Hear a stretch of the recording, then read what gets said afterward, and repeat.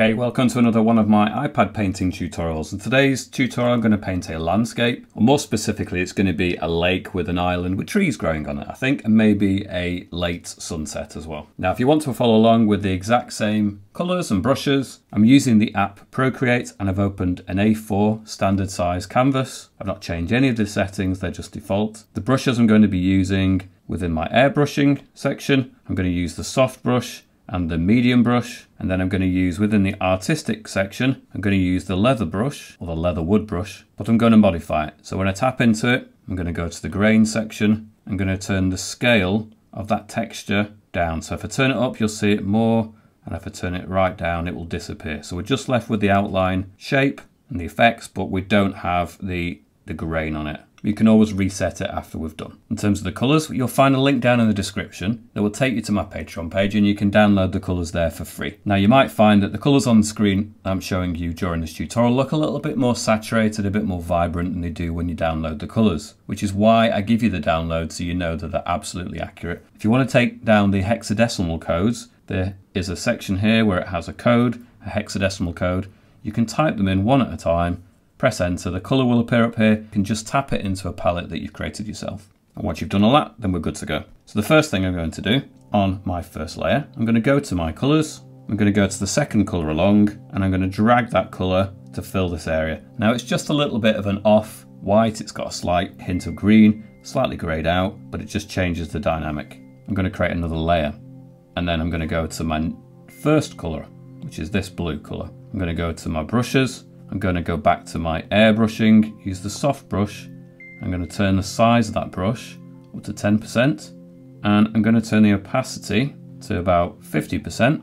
And then I'm just, with broad strokes, going to go to the top of my canvas and did a few strokes at the top, and then we'll just bring it down somewhat to about that point. Now we're going to use the tools, the adjustments, we're going to go to the Gaussian blur. We want to affect the whole layer, and then we're sliding this blue colour right across, pretty much to destroy what we've just done. But we don't want to go to 100%. We want to dial it back just a little bit so it retains some of the darkness at the top, because if you get rid of it completely, it almost has none of that original colour left. About 65%, I think, looks about right. Thereabouts, it doesn't have to be precise. We're going to create another layer.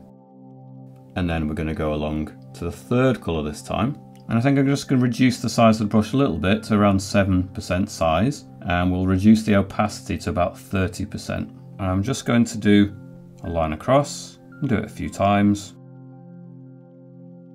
Then I'm going to go back to my adjustments, the Gaussian blur, affect the whole layer and blend it in somewhat. So somewhere around the 30% or a little bit over will do us, and that seems to work quite well. What I think I will do, however, is I'm going to tilt it slightly so that the clouds, because there's going to be a bank of clouds that cuts across like this. So I'm going to tilt it ever so slightly. So I'm going to use that tool, which is the transform tool, and we've got it on, well, I've got it on freeform, and that will do. And you notice there's a green section here attached, and it just enables you to rotate it slightly. So you notice here the rotation, it starts at 0 when it's not rotating and it's completely flat, and I'm just rotating it to about, maybe about 2 degrees. Let's be a bit bolder, let's go a bit further, so let's take it to 2.5. It's not much different, but a little bit.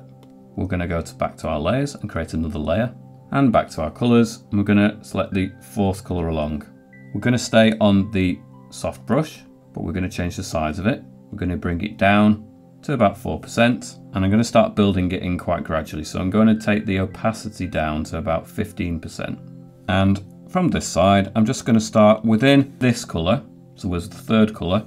I'm starting now to place some of this darker blue, almost like it's mainly contained within that band. Now it can go further down and cover up the bottom section of it, but I want some of that colour to just remain slightly above it there.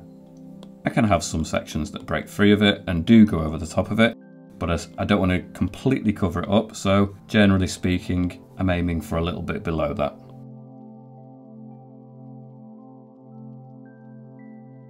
And I'm creating a little bit of a band across the sky. I'm just going to thicken this up. And this section is probably going to be covered up anyway. Now, as I look at it, I'm starting to feel, to a certain extent, like it's all coming down too much into the canvas, and that's easy enough to fix. We can modify each of those layers. So I'm going to go to the layer 2, showing you how this could be useful in different settings. So you can still continue to adjust your painting even halfway through. So I'm just reducing the size of that, so I don't want to reduce it too much, maybe up to about there. Go to my second layer that I created, or the third layer I created rather, layer 3, and let's have a look. Let's adjust that so we can just bring it up a smidge, just a little bit, not too much. And then the most recent layer, perhaps we just want to bring that up a little bit more as well. And that's going to give us more room to do more things down here later on. I'm going to reduce the size of my brush to the top end of 2%. We'll keep it still at 15% opacity, and just to make sure we are still on that top layer. And I'm going to create some more perhaps broken bits. This is the main bank of cloud, but that's not to say it wouldn't have some broken textures, some bits that just peel away from the main bank and start to create areas of their own in the sky. Maybe reduce it down a little bit lower to the lower end of 2%, and we can start to get really into the specific smaller details now, and just through a series of maybe tapping. And I'm generally going sort of in this kind of a motion, but I'm keeping it quite small. But I'm building up a collection of dashes by pressing quite lightly. It's on the low opacity, but I can build an effect of just a few wisps of cloud really. You don't need to go into great detail on a feature like this. It's just building up some of the texture in the sky. It's enough to be suggestive. Maybe we could go back a colour in fact. Let's go back a layer as well so that we're not confusing things. We'll go back to layer 3 and we'll choose the colour for that layer, which was the third colour in. I'm not going to change the settings, but I'm going to start mixing in some of that colour. So it's slightly behind the blue, but it's just having a slight impact in there as well. So I just want this to be a little bit weaker than the blue, but it is there. Whilst I'm on this layer, perhaps we could bring some of the impact of that back in. So I'm going to put it up to 3% and put the opacity at 20% and just start introducing behind this blue a little bit more impact with that colour. So we can increase how much it is actually coming into play in that area, just lightly as it fades out near the top, but as it meets the cloud, we're just intensifying it a little bit. So go back to the top layer, which was this. I'm going to create another layer, back to my colours. We've used the first 4, so now we're on the 5th. With that 5th colour, we're still using the soft brush. I'm going to broaden it slightly to 4% and keep it relatively low opacity. I'm going to build it up gradually. So we'll leave it at about the 15%. In fact, let's just take it up a notch, so we'll be 5% size. And then at the bottom of this blue area, I'm starting to bring in some of that warm colour. Now it looks strange because we've got such a light colour at the bottom, but once we start to darken up some of the other features, this is going to appear like a glowing, warm section.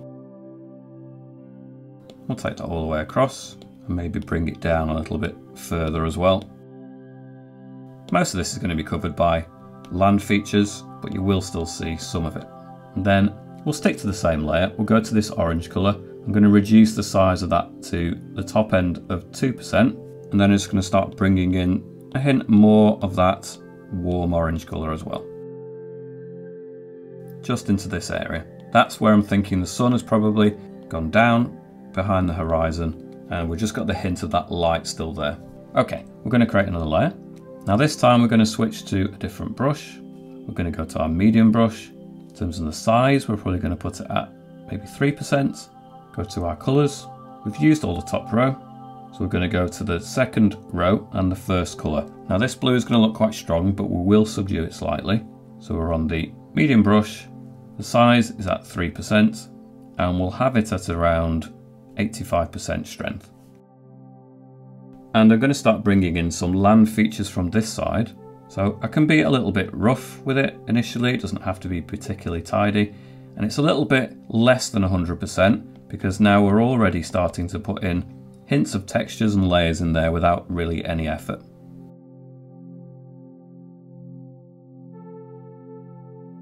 And I'm going to take that across. But when we get closer to this area, I'm going to start allowing it to dip down. maybe rise back up again, maybe dip down again, and then we'll have another feature creeping in from that side. Again, the overall shape of this can easily be adjusted. You can just go to the transform tool, and if you're not quite happy with it, maybe try bringing it in or retreating a little bit back onto this side. So if you do something on this side, you've got a bit more space for it.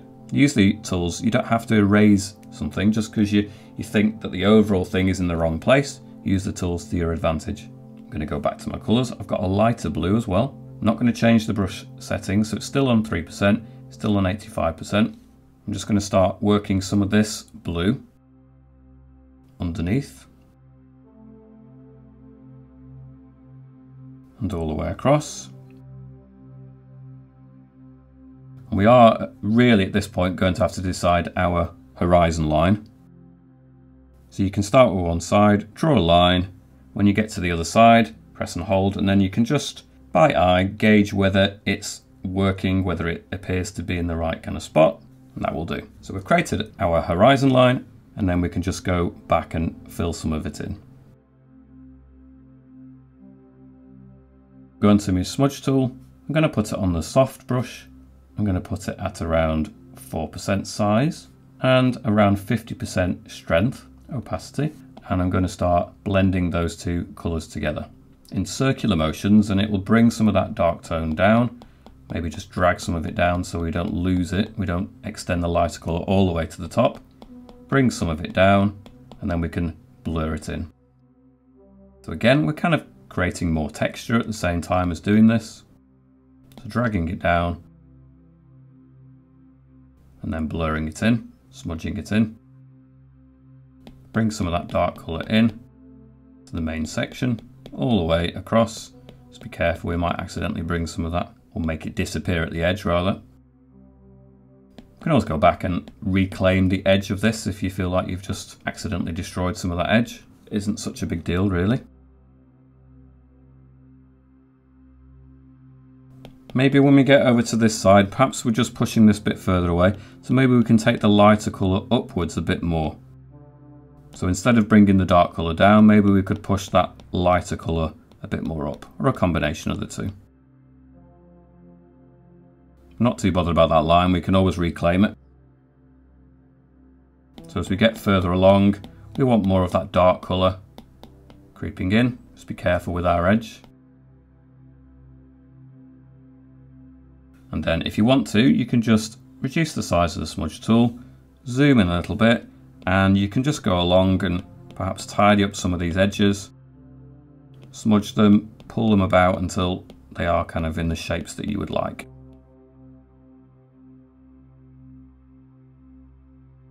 Maybe create some little points, extra pieces that might be sticking up. If you've got any of this dark blue, we can just smudge that in still, even with a smaller brush. Blend it down a little bit, push it up with the lighter colour, create more texture along the edge of the top as well. I'm going to go back to using my brush, and I'm also going to go back to this darker colour. I'm going to reduce the strength of it back to about 50%, and I'll just check the brush size. We're at about 3%, and I'm just going to, in fact that is too strong still, so let's take it really far back to about 20%, and we're at the 3% size, and we can just start to maybe some taps, especially near the top. We don't want it to look flat. There might be something up there, there might be trees, might be sort of changes in the surface that are just going to create some noise, some anomalies, some texture. Don't leave it too flat looking, it's going to look unnatural. We can bring some of that disruption, some of that noise further along.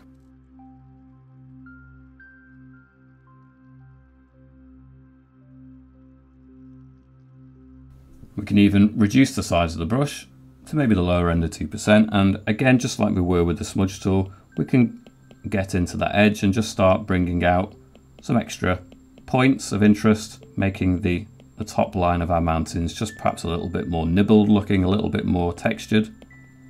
Right, there's distant things happening there that we can't quite make out what it is, but it's not smooth either.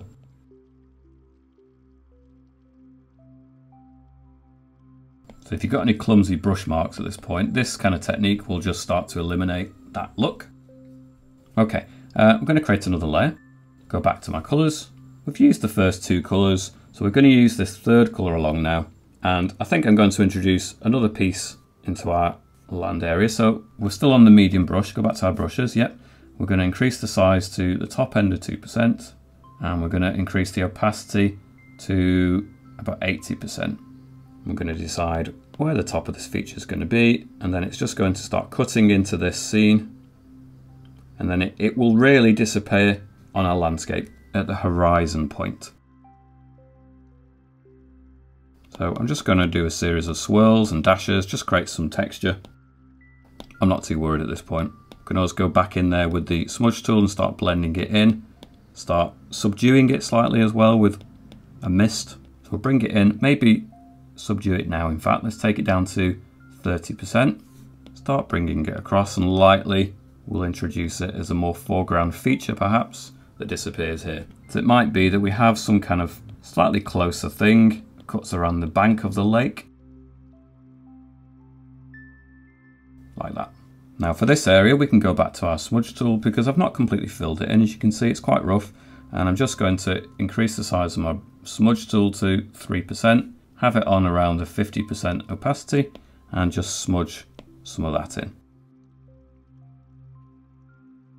I'm going to go back to my brushes, back on the medium brush. I'm going to reduce the size of the brush quite low to 1%, have it back high again around the 70%, and I'm just going to zoom in just to concentrate my efforts onto the top edge of this area now, just to create maybe rock features, tree features. You're not really going to be able to tell exactly what they are because they're quite distant, but just some texture, some features that stops it looking too flat anyway.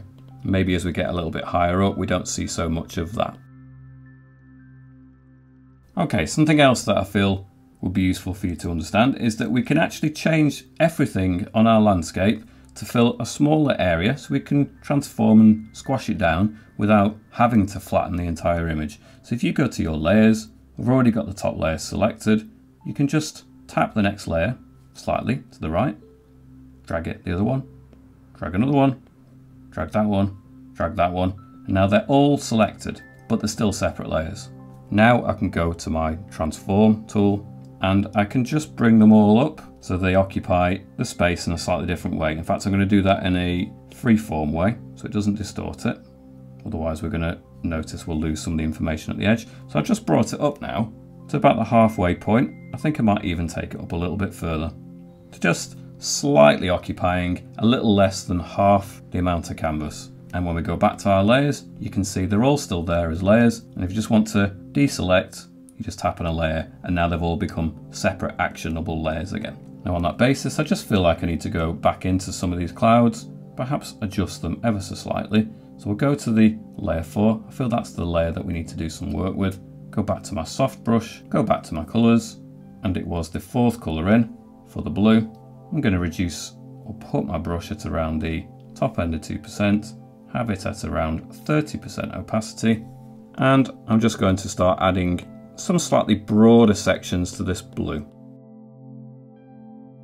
Because we have just squashed it down, so I feel like I just want to make it a slightly more impactful area of the sky again. So one of the consequences when you squash something down, distort it, it's going to change the way that some things appear in your scene. But it's so easily fixed when it's digital. And I'm going to take that colour all the way across. And what I'm also going to do is reduce the opacity to about 15%. And I'm going to perhaps create another band of blue cutting into this area. Now it's underneath the orange colour, but it's darkening it up slightly at the same time. Go to my layers, go to the orange colour. I can go to my eraser, put it at something about the lower end of 2%, reduce the opacity or the strength of that eraser to about 20%.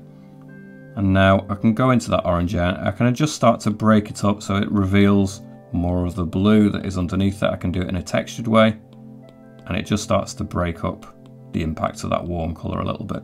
We're starting to add more variety, more texture in there, and it's going to benefit it in the long run. Go back to our mountain layer, which was the second one.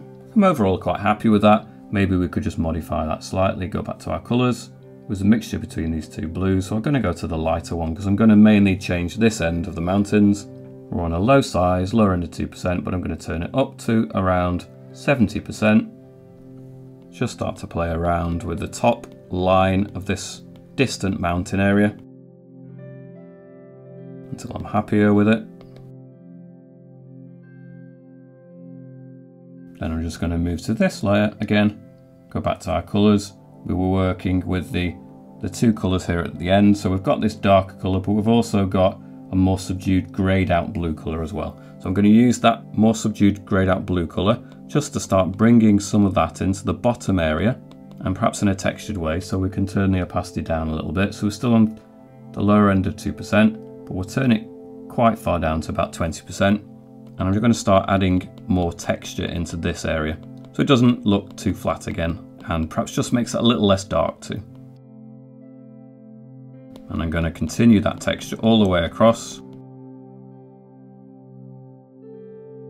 I'm just going to subdue the top line a little bit. It's looking a little bit too impactful, but it's easily fixed. And I'm going to take that colour all the way across too.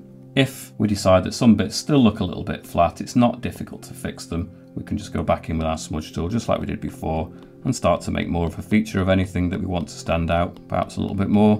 But overall, I think that's working a bit better. So what I'm going to do, because we're going to do a trick now that creates a reflection without too much effort really, we're going to go to the wrench tool, go to the add section, copy the canvas, tap out of it, go back in, you'll notice the paste option has become lit up again, so we can paste it in. And if we look at that top layer, well, it's almost the top layer, it's actually put it underneath there, so we'll put it at the very top. I'm going to go to my transform, I'm going to flip it vertically like this, but now we have the bottom bit as well, so we need to get rid of that. So we'll go to our selection tools, we'll go to the rectangular option of selecting, and we'll just drag and select everything that we want to eliminate, get rid of. And now it's selected all of that. When we let go, we can tell the bit that are not selected by the lines that cut across. We'll go to the layers, we'll tap on a layer. If we tap clear, it's got rid of all of that white area that we didn't want. But you can see it hasn't matched it up yet, so we'll go to the transform tool again, and we'll just drag it up until it fits, but we do need to be on the freeform, so let's do that. Let's get rid of some of the gaps. You'll notice there's a white line there, which can be quite useful for representing like a low-lying mist on the water in the distance perhaps, but we'll refine that a little bit later on. But what I'm going to do with that layer as another trick, we can go to the adjustments, we can go to the motion blur, we want to affect the whole layer, and if we just slide it across a little bit, it just disrupts it enough so it doesn't look like an absolute crystal clear mirror reflection. Water really does look absolutely perfect when it reflects things, because you get movement on the surface of the water that just agitates it enough just to make it a little bit blurry. So we don't want to just blur it, the motion blur pushes it in a direction a little bit better. So you can see here, I think somewhere around the 20% would be sufficient for that. Okay, now I'm going to put actually that layer underneath everything else. So everything else now is above that point. Another useful thing we can do is we can take that first layer, which was actually the colour for the top, and we're going to duplicate that layer, but I'm going to move this further down. So it's in this section. I'm also going to shrink its impact, like so, using the freeform section within the transform. So you'd have to judge it by eye. Yours might be a slightly different dimensions, and it's going to slightly mist out that top section of that reflection. And that will work a little bit better for our scene as well. If you wanted to lighten it up, you can go to your adjustments, just use saturation and brightness. We want to affect the whole layer, and we can just nudge it from the 50% up a notch, maybe to around 60%. But it is very opaque and you can't really see through it. So we want this to be a mist that's slightly translucent. So we can tap on the layer, on the end symbol rather, and then it gives us the opacity that we can slide a little bit further back, and maybe we'll have it around the 60%. And that's done a pretty nice job of creating a slight sense of mist on the top of the water for us. So I'm going to go to the top of our layers and I'm going to create another layer. On this layer, I'm going to go to my colours, I've got three colours here, a couple of quite earthy looking colours and then a really dark colour. So I'm going to go to the first of my earthy colours and I'm going to go to my medium brush. I'm going to put the size of the brush at the top end of 2% and the opacity at around 60%. Now I'm just going to pick some points in the water, perhaps where I'm going to start having some bits of land emerging out of the water and forming a little island in our scene. So I'm going to keep it a bit flatter at the bottom, maybe slightly bowed just a little bit at the bottom and then ever so slightly back up again at this edge, and then it's a little bit steeper at the top, so it cuts into the scene a little bit more, covers up the bottom of the distant land areas, and then we can just start to fill it in a bit.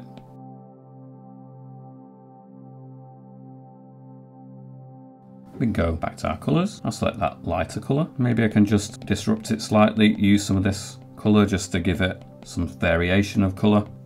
Go to our darker colour, turn the strength of that down to around 30% and the size of it to the lower end of 2% this time. And I'm just going to use this now to start sharpening up some of the details. So I'll zoom in just a touch. I just want to use this to start creating some rocks, some texture and keeping it pretty rough. We do have the artistic brush we're going to use to start to disrupt some of these textures as well, but I'm just going to initially start to put in some rocks and some break in texture here as well, and just move across. Let's increase the size of the brush, in fact, to around just nudging into 3%. Let's start to be a bit bolder with this texture, these breaks. Now it's going to be a little bit darker when it gets to the very top, so we can really concentrate some of these points and dashes and things near the top edge. And then it's going to get a little bit lighter as it meets the water. So break it up slightly around that point. So I've just zoomed back out a little bit and now we're going to focus on the trees. So I'm going to do it as a separate layer initially. And I'm still using the medium brush, but I'm going to reduce it or set it at the lower end of 2%. And I'm going to put it up quite a bit higher at the 80% opacity. And I'm just going to draw some tree trunks to set the main shapes of our trees.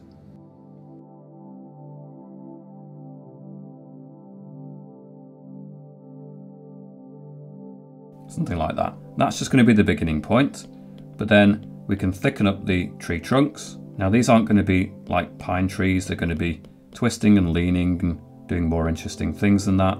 They're going to have a lot more branches that are more noticeable, but maybe we don't want them going off the top, but it can split off. You can have a main branch and then you can have another bit that does split off. Again, thicken up the base of the tree trunk on all of these. Trees take a little bit of practice, so don't worry if it doesn't go right first time. Change the size of the branches, so I'll just reduce it down to 1%. Perhaps it goes off.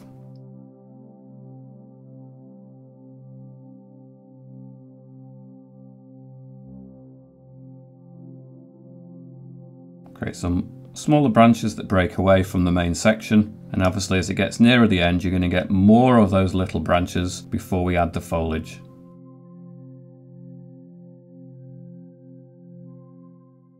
So I'm going to come back to the branch shapes in just a few moments, but I'm going to show you how I'm going to do the foliage first. So I'll probably create the foliage on a separate layer. I'm going to go back to my brushes, go back to the artistic brush section. I'm going to use the leatherwood brush that we amended. I'm going to continue using this colour, but I'm going to change the size of it. So I'll just tap out of here, experiment a little bit with the size. That's obviously going to be too big, so we need to reduce it down, lower end of 2%. It seems to be pretty much the standard wherever I'm working. So I'm going to reduce the opacity a little bit. Let's test that out. I want it so that if you go over it a couple of times, you create a slight change in strength. So we'll put it around the 70%. If I do it once and I'll zoom in, and I go over it again and it creates some light areas, some dark areas, and that's the kind of effect that we want. And what I'm going to do now is just start to create some textures, some blobs, some clusters, especially that gather round towards the top of our trees. Now most of these branches that we're creating are going to disappear behind the foliage anyway, so we don't even need to worry about the majority of them. You're just worrying about the clusters. Now towards the end, we can always go back in with a fine brush and just reclaim some of those branches, make more of a feature of them.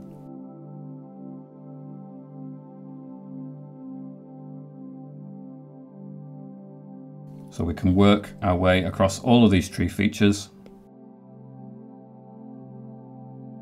The top edge, the top part of the tree is going to be the densely populated part of the foliage. It's going to have lots of stuff going on there. Again, if you wanted to create more variety, we could even dial it back a little bit more, maybe put it around the 50%. Try that. We're going to get some lighter areas that perhaps just give the appearance that there's the leaves that are slightly more distant towards the back half of that tree. And then when we create some darker bits, it appears like it's on the front bit of the tree as we look at it. So perhaps have some breaks and have more of a cluster in this section, maybe a break and then more of a cluster over here.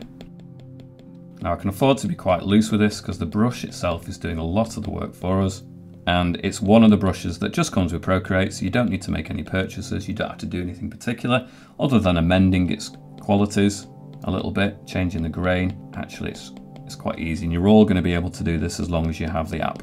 If you're using some other kind of app, you might find it useful to search for a similar kind of texture, but obviously my tutorials are set up for Procreate, I'm afraid. So I'm going to use some of this now at the bottom section. We're going to have some low-lying bushes and things here too. This is a really quite speedy process. It's quite satisfying because it's quite easy really. Break up that texture at the bottom. There's going to be lots of things growing. Maybe not so much in the way of foliage on a smaller feature like this. Not as much as the bigger, more established trees anyway. So we really need to make this section more dense.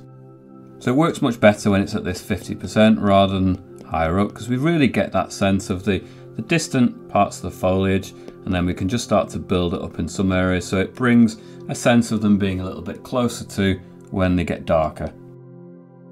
So really focus in some of the patchiness, some of the darker sections near the top edge of all of these trees.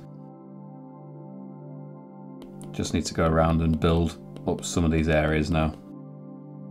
I'm going to go back in a moment with the branches with a fine medium brush just to connect together some of this areas of foliage. So if we get a section of foliage out on its own, so if we connect it with a branch, it doesn't look stranded like that, for example. We'd need a series of branches or a branch to make sense of it.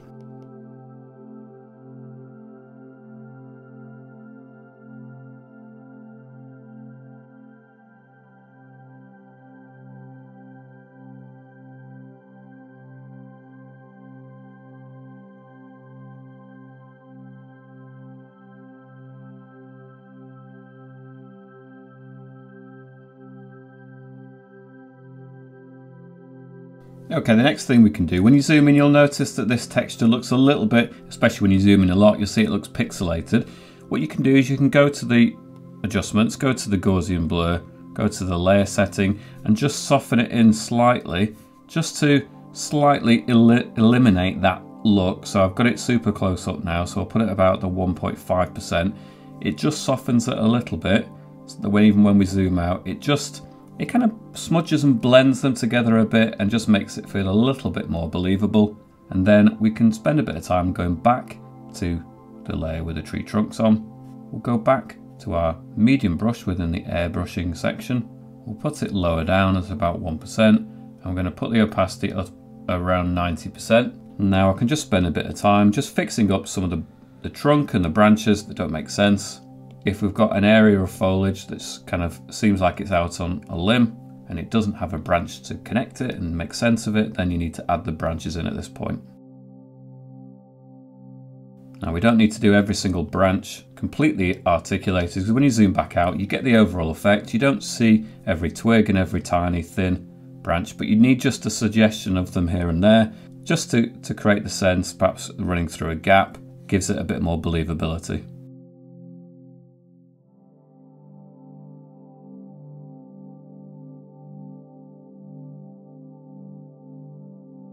If we're doing finer branches and we're imagining going further back, just press on a bit less with the brush. It's set at 90%, so you really have to press lightly sometimes just to create those finer, more distant branches. You might need to go back in with an eraser. If you feel that one or two of the branches are just becoming a bit too thick, then you can just narrow them down as well and make them fit the context a little bit better. It's not a big deal to do that.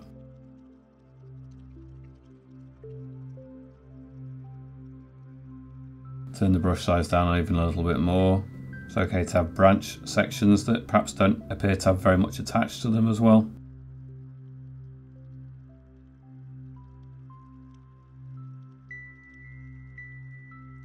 Just create a network of branches if you've got a large section that doesn't seem to be having any branches connected to it. Just create a world where all that foliage could actually exist. It needs to be connected to something.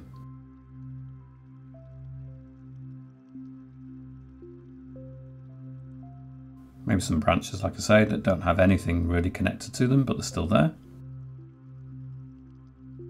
Adds a little bit more character to the trees.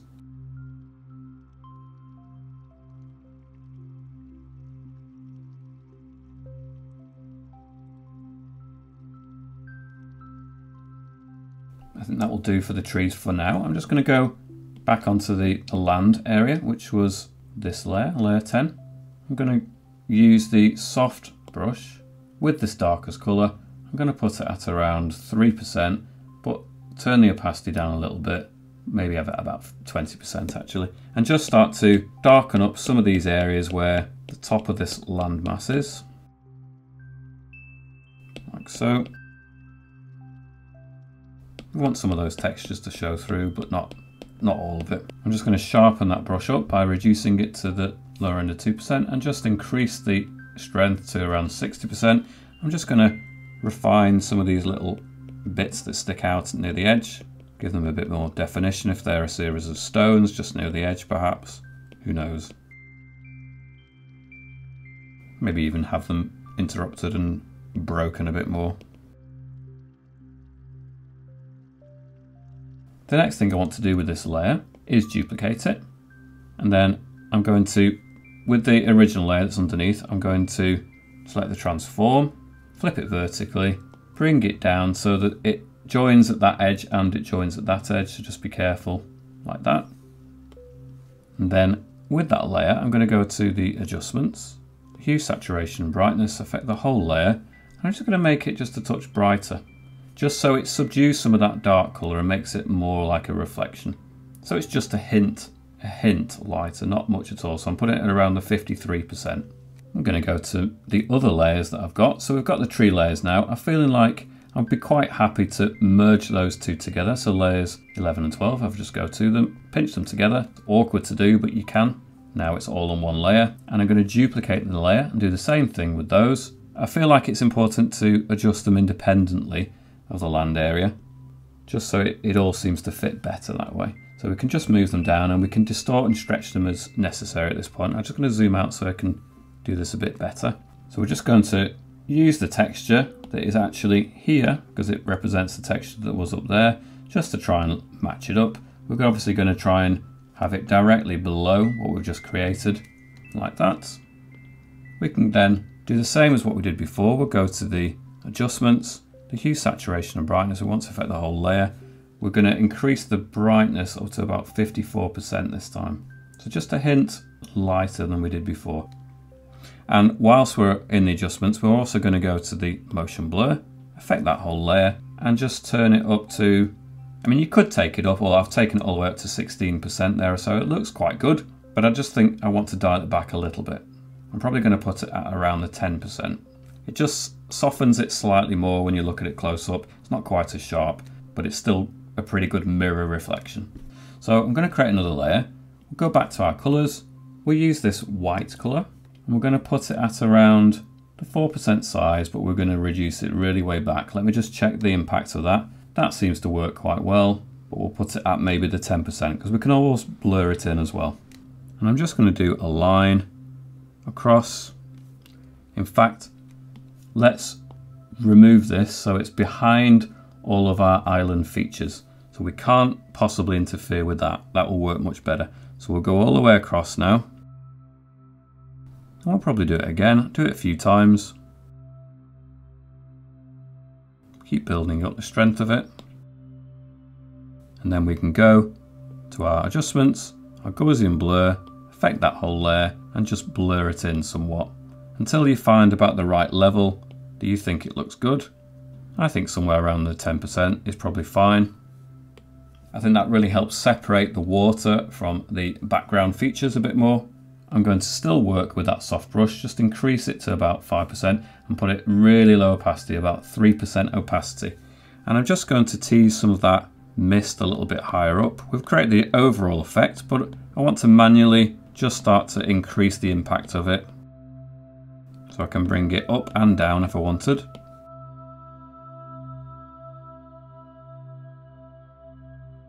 And looking at it, there is a pale line there that perhaps we can make a little bit more subdued. And I'm also finding there's a harsh line there that just needs to be eliminated too. So let's figure out where that was. I think it's the layer underneath. Yes, it is. So I want to go to my eraser for the layer underneath. So we're now working on layer 7 where it has that land feature. Go to the eraser, stick on the soft brush version of the eraser, put it at around the top end of 2% and just turn down the strength of it to about 30%. And I'm just going to try and subdue that edge just so it's a little less sharp, a little bit more soft in the way it transitions in, and all the way across here as well. I'm going to go back to my brushes. We're still on the soft brush, but I'm going to reduce it down to about the middle of 2%, put it up a little bit more to about 10. And at the top of this pale section, I'm just going to add in a real highlight of light colour, just to give it the beginning, the starting point of the water. I think looks quite nice. Like that. I'm going to go back through my layers to the very first earlier bits of the sky. So we're on layer 4. I'm going to go back to my colours there too. So I'm going to use the 4th colour along. I'm still on the soft airbrush. I'm going to reduce it, or perhaps leave it at the 2%, have it around the 10% opacity, and just create some extra features in the sky. Bear in mind, anything we add here, we've not already added there. So we could potentially create a problem for ourselves if we don't therefore translate it to the bottom bit. So I'll tell you what, before we do that, whilst we've not done very much, we're not going to do very much anyway, but let's make sure that we stick with the principle of it being mirrored. So let's create another layer above that. So let's create a layer that goes above that one, and we'll start that process again, just so that we can then mirror it and put it down here as well. Otherwise, it is going to look a bit strange if it's close there, but then it doesn't appear here.